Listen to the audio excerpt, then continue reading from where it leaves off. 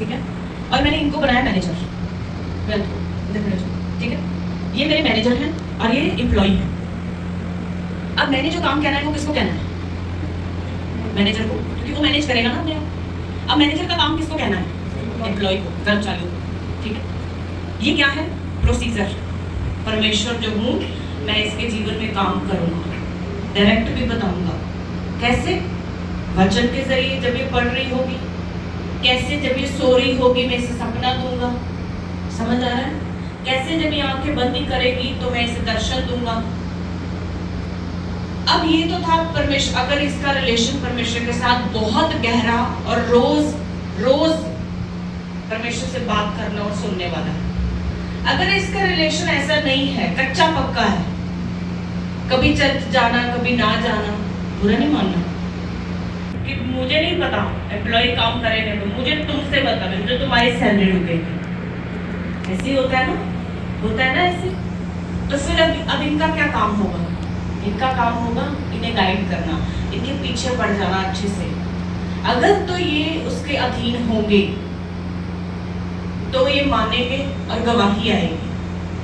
अगर ये नहीं मानेंगे, मान लो एक दिन मान ली, फिर 10 दिन छुट्टी, हम कोशिश कर रही, मैं कोशिश कर रही हूँ, कोशिश ही कर रही हूँ, लेकिन पूछा नहीं कैसे करो, मुझे बताओ, ट्रेनिंग नहीं लेनी है ना, कुछ आगे करने के लिए कुछ बोल, मुंह खोलना ही नहीं, मतलब खुद सियाने बनना। अगर ये बने तो क्या ये बढ़ पाएगी?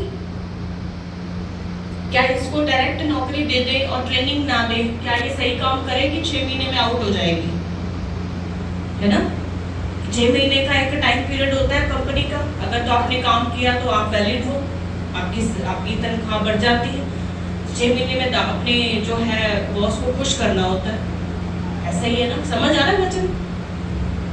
तो परमेश्वर ने जिसको भेजा है उसको वो डंडा देकर रखता है। प्रभु यहोवा अपने दासों पर बिना कुछ मरम, यानी बिना बातें, बिना भेद, बिना कुछ किसी के बारे में बताए खुद नहीं करता। ये प्रभु ने खुद कहा है। इसकी लाइफ में तब तक कुछ नहीं हो सकता, ये 100 में से 1% चांस होता है कि प्रभु डायरेक्ट बात करें। 1% चांस होता है। 99% क्या होता है? आपका दास, आपका भविष्यवक्ता। कितनों को समझ आया वचन? अगर तो ये अधीन है इनके तो ये पूरा सही चलेगी। अगर इनके अधीन नहीं है तो ये बार बार गलती करेगी।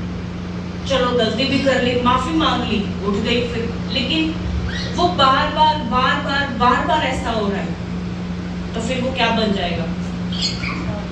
पाप। और पाप की सजा क्या है? मौत। किसमें? आत्मा में। स्पिरिचुअली डेड हो जाएंगे आप। फिर ना तो कोई आवाज आएगी, ना तो आपकी कोई केयर करेगा। फिर आप किसके हाथों में, किसके वश में हो जाओगे? शैतान के। यीशु ने अपने चेलों से कहा, जाओ और दुष्ट आत्मा निकालो, क्योंकि मेरे नाम से दुष्ट आत्माएं तुम्हारे वश में होंगी। मेरे नाम से यीशु ने कहा। अगर उसका नाम आपकी लाइफ में एक स्ट्रॉन्ग टेस्टिमनी को नहीं लेकर आएगा तो फिर आप किसके वश में होंगे? शैतान के। उसके नाम की महिमा करना सीखो। बैठ जाओ।